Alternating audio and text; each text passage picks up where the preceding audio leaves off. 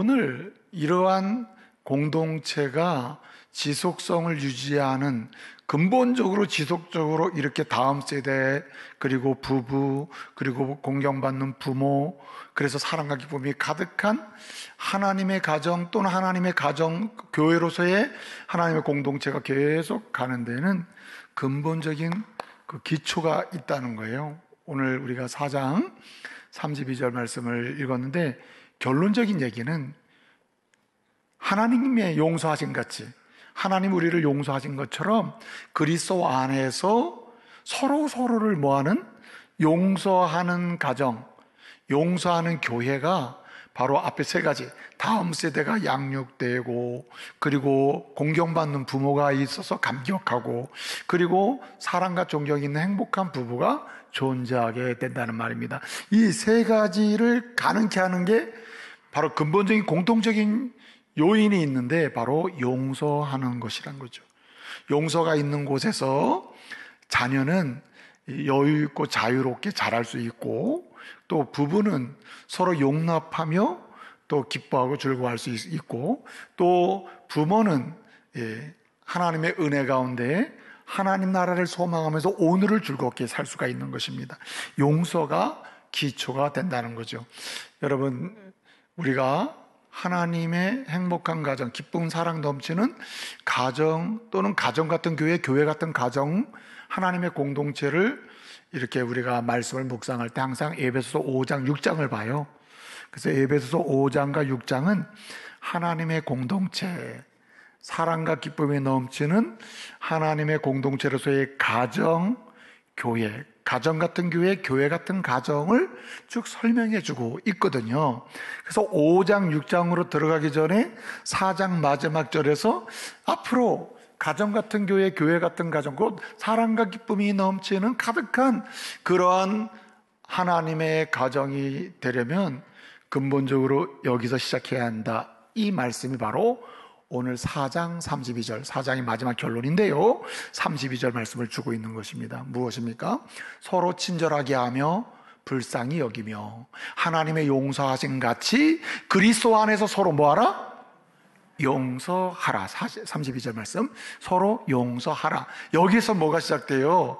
자녀가 있고 행복한 자녀, 행복한 부부, 행복한 부모가 있는 사랑과 기쁨이 넘치는 아주 건강한 하나님의 가정이 세워지는 역사가 일어난다는 말입니다.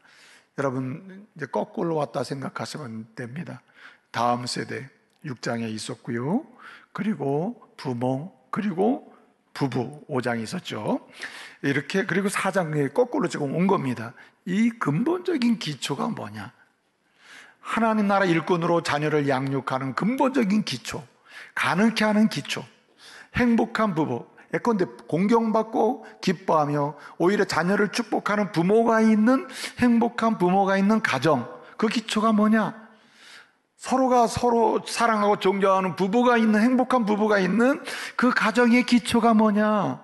그 파운데이션이 뭐냐? 바로 용서에 있다는 말입니다. 결론적인 말씀을 드립니다. 사랑하는 성도 여러분, 저와 여러분의 가정이 하나님이 말씀하신 대로 서로 용서함으로 자녀가 세워지고 행복한 부부가 세워지고 기뻐하는 부모가 있어서 사랑과 기쁨이 넘치는 가정이 되기를 말씀으로 축복합니다. 뭐함으로? 용서함으로. 그래서 여러분, 성경을 보면 오늘 용서하라고 했잖아요.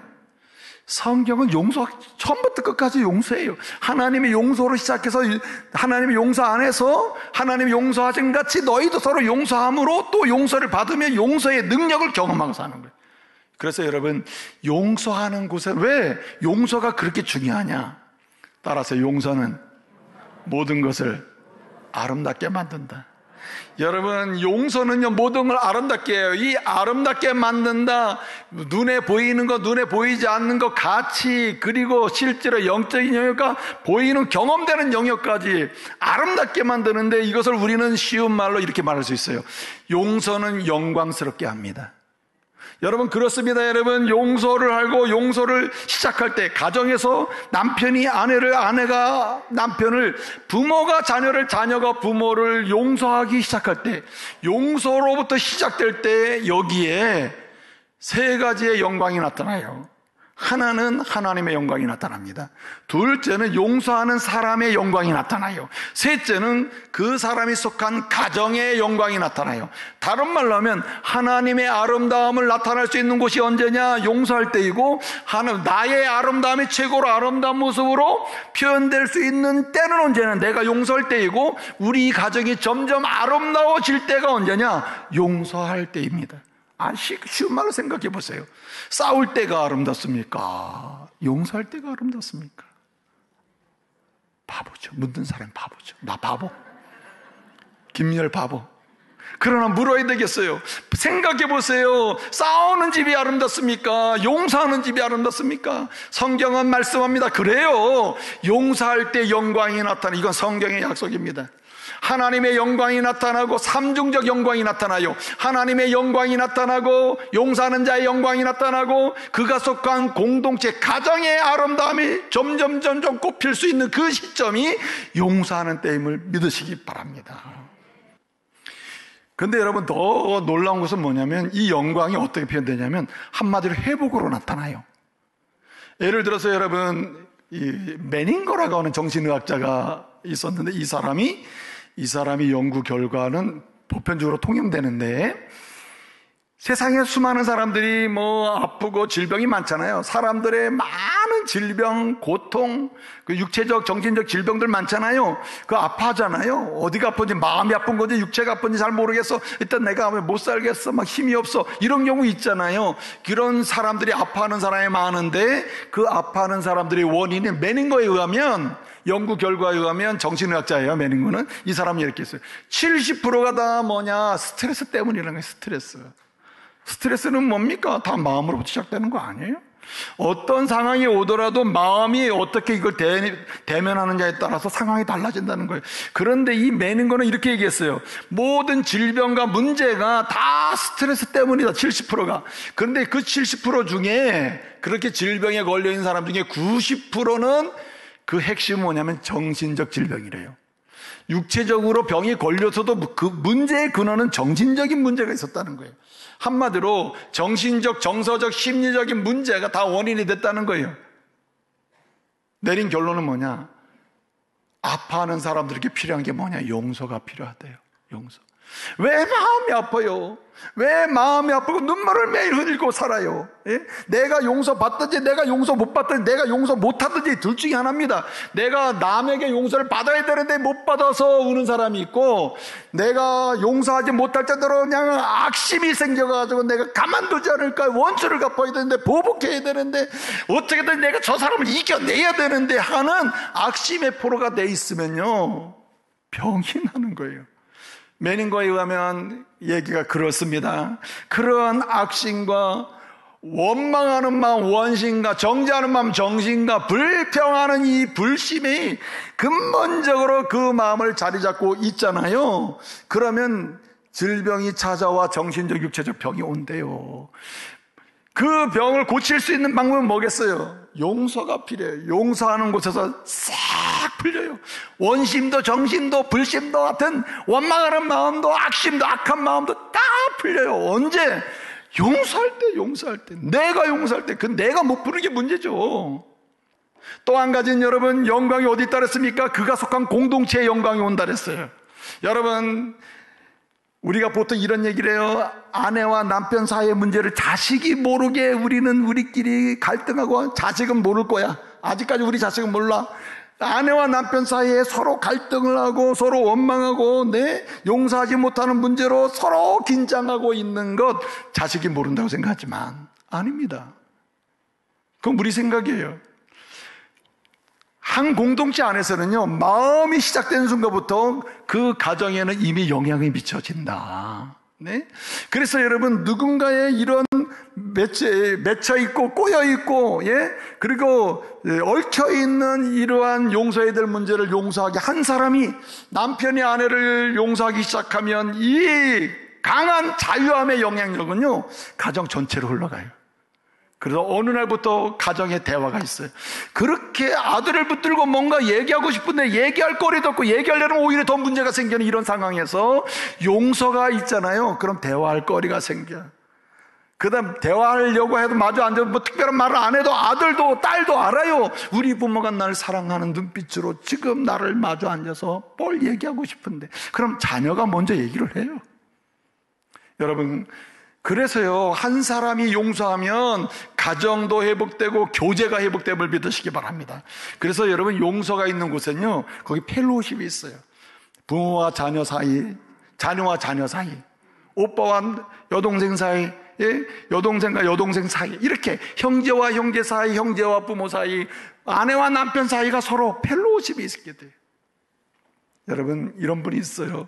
우리 집은 뭐 말하려면 말 차라리 안 하는 게 나아요. 말해봐야 시끄럽기만 해요. 그래서 말 안 하고 지냅니다. 행복한 가정이 아니에요. 그 이유는 왜 그런가 하면 애초부터 우리 남편 내가 말해봐야 듣지 않는다고 하는 그런 용서 못할 마음이 있기 때문에 그래요. 어때요? 용서를 해야죠. 자, 그러면 어떻게 용서해야 할까요? 그 용서가 문제네요. 어떻게 용서해야 될까요? 용서를 할 수 있는 힘은 사실 우리에게 나오질 않아요. 용서 받아야 마땅한 사람이 무슨 용서를 하겠어요. 그렇기 때문에 서로 용서를 해야 되는데 용서를 잘하는 방법이 있습니다. 그 첫째가 뭐냐면, 나는 용서받은 죄인임을 기억하고, 따라합시다. 기억하고 생각하며 감사하라. 내가 누구냐? 나는 애초부터 용서받은 죄인이다. 하나님의 은혜로 용서받은 죄인이다. 용서받아서 성도가 되고, 용서받아서 자녀가 되고, 용서받아서 이와 같이 그리스도인으로서 한 아내의 남편이 되었고, 내가 용서받아서 그리스도인이 돼서 한 남편의 아내가 되고, 내가 용서받아서 그리스도인 목사가 되고, 그리스도인으로서 내가 장로가 되고 권사가 되고, 내가 용서받은 죄인이기 때문에, 용서받았기 때문에 내가 집사가 되고 세례를 받고 하나님의 자녀가 되었다. 이 사실을 기억하고 항상 생각하며 뭐예요?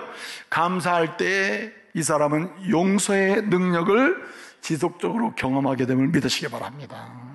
내가 용서받은 죄인임을 아는 한 나도 역시 끊임없이 용서하며 살아야 된다는 필연성이 성령 안에서 항상 감각적으로, 영적 감각으로 이렇게 경험이 되는 것입니다. 여러분, 5장 8절, 이 5장 6절에서 2절을 더 지나가면 5장 8절은 이렇게 기억합니다. 자기를 어떻게 기억하느냐? 우리가 아직 죄인 되었을 때에 그리스도께서 나를 위하여 십자가에 죽으심으로 하나님께서 우리를 향한 그의 사랑을 증거해 주셨다, 확증해 주셨느니라. 아멘. 뭘 기억한다고요? 내가 아직 죄인 되었을 때 묻지도 말고 따지지도 아니하시고 주님을 나를 위해 십자가에 죽게 하심으로 하나님 나를 뭐 하셨어요? 용서하셨다. 내가 죄인이었다가 내가 좀 잘해볼게요. 결단을 보고 한 게 아니고 내가 죄인이었을 때 그냥 무조건 용서했어요. 십자가를 통해서. 그것을 기억하니까 어떻습니까? 그도 용서할 수밖에. 바울이 있잖아요. 사실 고린도 교회도 세우고 뭐 빌립보 교회, 에베소 교회, 뭐 초대교회 많이 세운 사람 아니에요? 고린도 교회 세운 사람 아닙니까? 그런데 고린도 교회 복음을 전에 세워놨더니 초기에 예수 믿고 구원받은 많은 사람들 중에 돌아서 가지고 사도 바울, 저 사람 진짜 사도 맞아? 사도를 의심하고 저 사람이 전한 복음이 제대로 된 거 맞아? 가르친 것을 막 거부하려고 하는 사람이 생기고. 여러분이 바울이라면 어떻겠어요? 용서가 됩니까? 이거 배신자 아니에요? 그런데 여러분, 바울이 뭐라 합니까? 그래요.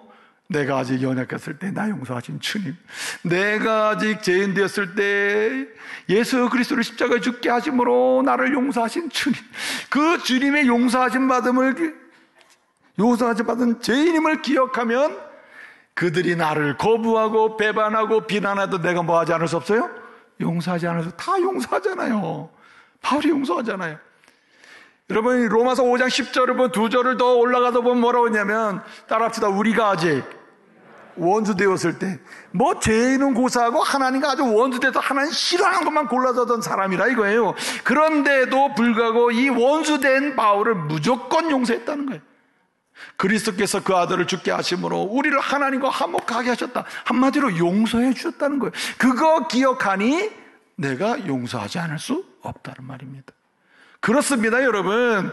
주님이 날 용서하신 것, 내가 용서받은 죄인이라는 것, 용서받아서 내가 하나님의 교회의 성도가 됐다는 것, 용서받아서 믿음의 사람으로 한 아내의 남편이 되고, 한 남편의 아내가 되고, 한 아내의 남편이 됐다는 것, 네? 그리고 믿음의 부부의 한 자녀가 됐다는 것, 여러분, 이거 생각하면 그냥 용서하지 않을 수가 없다는 거예요. 바울의 이야기라. 바울을 그렇게 용서합니다. 용서할 수 있는 사람은 누구냐? 자기가 용서받았다는 사실을, 십자가의 그 그리스도의 용서를 기억하고 나는 용서받은 죄인이다 기억하고 사는 거예요. 사실 기억은 의도적인 생각을 많이 해야 되는 거거든요.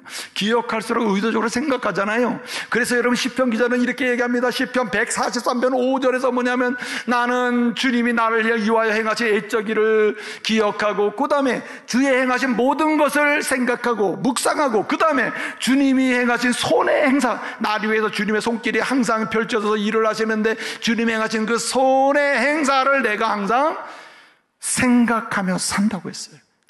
그러니까 뭐합니까? 용서하며 살 수 있는 거죠. 그래서 여러분, 제가 지금 로마서 5장 얘기했는데 5장에는 생각하고 기억한다 그랬습니다. 그래서 6장에서 뭐라 그러느냐, 6장 17절 18절에서 감사하리로다. 뭐라 그럽니까? 내가 제 종에서 이제 의의 종으로 주님이 나를 용서하심으로 이렇게 되겠다. 이게 감사하다라고 얘기해요. 그러니까 감사까지 가는 거예요. 그러니까 감사하는 사람은요, 용서하지 않을 수가 없죠. 그래서 늘 용서받은 죄인임을 기억하고 늘 생각하고, 생각은 비전을 만들어내요. 내가 앞으로 어떻게 살까?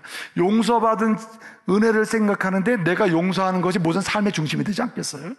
그러니까 감사하면서 용서하는 거죠. 또 한 가지는요, 오늘 여기 말씀 보게 되면 어떻게 하면 용서할 수 있느냐, 용서 잘할 수 있느냐. 오늘 여기 32절에 이런 표현이 있습니다. 서로 친절하게 하고 불쌍히 여기며 라고 했습니다. 여기 서로 친절하게 한다는 말은 32절이잖아요. 지금 31절에 친절하게 하지 않는 것을 설명했어요. 무슨 얘기냐? 악독하고 노하고 분노하고 비방하고 그리고 떠들고 그 다음에 하여튼 악을 행하는 이 모든 것, 이것과 반대되는 시선, 행동, 마음 상태를 가리켜서 친절하게 하고 라고 했습니다. 여러분 마음에 항상 어느 순간 항상 악독도 분노도 떠듬도 노함도, 여기 본문에 노함과 분노가 있는데 노함과 분냄은 같은 것처럼 보여도 노함은 드러나는 행동들이고 분냄은 마음에 겉으로는 안 보여도 지속적으로 가지고 있는 화를 내는 거예요. 근데 악심을 품고 있는 상태를 가리켜요. 이렇게 드러나진 않지만 한마디로 여러 가지 얘기해도 결론은 난 너 싫어, 이런 사람 있잖아요. 예? 누구 하면 싫어, 누구 좋아, 이렇게 방향성이 있잖아요. 싫어하고 있는 이게 분냄이에요. 여러분 다 있어요, 없어요? 없을 줄로 믿습니다. 예? 나 싫어, 나 그 사람 싫어. 근데 이렇게 싫어하는 게 분냄인데, 이런 상태에서 그와 반대로 좋아, 너무 따뜻해, 그러면서 그런 시선을, 그런데 여러분 마음속에 분냄, 노함이나 떠드는 거, 비방하는 거, 욕설을 퍼붓는 거, 악독한 거, 이게 한순간에 이 중에 하나라도 마음에 없을 때가 있어요? 없잖아요. 그래서 오늘 용서 잘하는 방법이 뭐냐면, 상대방을요, 함께하는 사람을, 가까이 있는 사람부터 어떻게 보냐면 친절하게 하며 불쌍히 보는 거예요. 이게 우리 힘으로 안 되잖아요. 한마디로 예수님의 시선으로 함께하는 사람을 보는 것입니다. 예수님의 눈으로 아내를 보고 남편을 보는 거예요. 주여, 내 눈에 주님의 시선을 주십시오. 주님의 시선을 주셔서 친절하게 대하고 그리고 불쌍히 긍휼히 여기며 보게 해 주십시오. 이런 눈을 달라고 기도해야 돼요. 그런데 여러분, 또 한 가지 사실 기억해야 돼요. 빌립보서 4장 5절을 보게 되면 이런 말씀이 있습니다. 관용을 행하라. 관용, 한마디로 용서하며 살아라. 성도들이여, 용서하며 살아라. 이 빌립보서는요, 기쁨의 책이에요. 성도는 어떻게 살아야 되느냐? 기뻐하며 살아야 된다. 이게 빌립보서 주제거든요. 근데 기뻐하며 살기 위해서는 뭐 해야 되느냐? 관용하라. 관용의 요점은 한마디로 용서하라는 뜻이에요. 용서하며 살아라. 용서하며 살아야 기뻐할 수 있다. 그런데 뒤에 말씀이 나와요. 빌립보 4장 5절에 용서하며 살아라. 주가 가까우시니라. 이게 무슨 말입니까? 주님이 오실 때가 됐다는 말이에요. 이것을 개인적으로 적용해 보게 되면 여러분, 개인적으로 보면 개인의 인생에 한계가 있어요. 내가 언제 하나님의 부름받을지 모르고 주님 언제 올지 몰라요. 아주 때가 가까이 왔어요. 여러분 생각할 때 내가 30대 부부니까 앞으로 30년은 더 사니까 싸워도 제대로 싸우자. 이렇게 안 된다는 거예요. 예? 아주 화가 나면 제대로 화내보자. 이게 안 된다는 것입니다. 왜냐하면 항상 30대 부부든 40대 부부든 50대 부부든 어떤 관계에 있든 간에 때가 어떻게 해요? 가까웠다. 주님이 가까웠다. 이 말은 뭐냐면 부부의 삶도 항상 보장되어 있는 게 아니에요. 그러니까 남편으로서 아내로서 존재할 수 있을 때 어떻습니까? 우리는 지금 즉시예요. 지금 즉시 뭐예요? 우리는 용서를 해야 한다는 말이에요. 그렇게 바라봐야 돼요. 절대 긍휼함에서 눈을 떼는 순간에 우리는 원망이 들어온다는 거죠. 마지막 한 가지 방법이 있어요. 그것은 뭐냐면 매일같이 내가 용서할 수 있는 게 오늘은 없는 것 같은데 그렇다 하더라도 매일매일 용서를 연습해야 돼. 매일매일 용서를 연습해야 돼. 여러분 구약성경에 보게 되면요, 용서한다는 말이 세 단어가 있어요. 동사가 세 단어가 있거든요. 하나는 나사라는 단어가 있는데 이 말은 짐을 대신 들다는 의미가 있어요. 들고 가다 이런 뜻이거든요. 그러니까 용서한다는 말이 뭐냐면 내가 너를 용서한다. 너의 잘못을 내가 들고 간다. 주님이 우리를 십자가를 통해서 주님이 죽으심으로 우리를 용서한다는 말은 우리의 짐을 대신 들고 간다는 뜻이거든요. 죄의 짐을 대신 들고 가고 부족함의 짐을 대신 들고 가셔. 그러니까 내가 용서받는 거거든요. 그래서 여러분 우리 매일 연습해야 돼요. 아내의 짐을 내가 져줄 건 없나? 남편의 짐이 뭐가 있을까? 우리 자녀가 뭘 무거워할까? 네? 내 사랑하는 남편이 뭘 무거워할까? 힘들어할까? 그걸 보고 어떻게 해요? 대신 그걸 좀 들고 갈 수 있는 연습. 그것이 곧 용서의 시작이라는 거예요. 이런 은혜가 있기를 바랍니다. 또 한 가지는요, 니페르라고 하는 단어가 있는데 이 동사는 이게 뭐냐면 덮다는 뜻이에요. 커버한다. to cover예요. 한번 덮어버리는 거예요. 무슨 얘기입니까? 웬만한 거는 끝까지 파고들고 들춰내가지고 잘못했어 하나 따지지 마시고 뭐 하라고요? 덮어주라는 거예요. 덮어주라. 아, 여성의 날카로움은 피할 수가 없어요. 그냥 여성은 뭐 말을 많이 안 해도 금방 눈치채가지고 그냥 다 끄집어내가지고 그렇지! 하면은 꼼짝 못해요. 그런데 이렇게 만들어 꼼짝 못해가지고 잘못했지! 이렇게 남편을 꼼짝하지 몰아붙이면 다 맞죠. 여기에는 따뜻함이 없잖아요. 근데 본질적인 것이 아닌다면 어떻게 해요? 덮는 아내도 돼야 돼요. 덮는 남편이 돼야 됩니다. 다 덮어가면 나중에 아유 그때 아내가 알면서도 덮었구나. 사랑하는 성도 여러분, 하나님은 우리를 변하고 지금도 용서하셔요. 그리고 사랑과 기쁨이 넘치는 하나님의 가정이 하나님의 교회를 세우라고 말씀하세요. 그 길은 처음부터 끝까지 처음도 둘째도 나중도 먼저 뭐 하라고요? 용서하는 길밖에 없다. 가정이 지금 꼬여 있습니까? 부부가 꼬여 있어요? 이유 불문하고 여러분 예수 그리스도 안에서 받은 사랑으로 용서하신 같이 용서하시기 바랍니다. 거기에 하나님의 위로가 있고 새로운 출발이 있고 하나님의 영광, 자신의 영광, 가정의 영광이 나타날 줄로 믿습니다.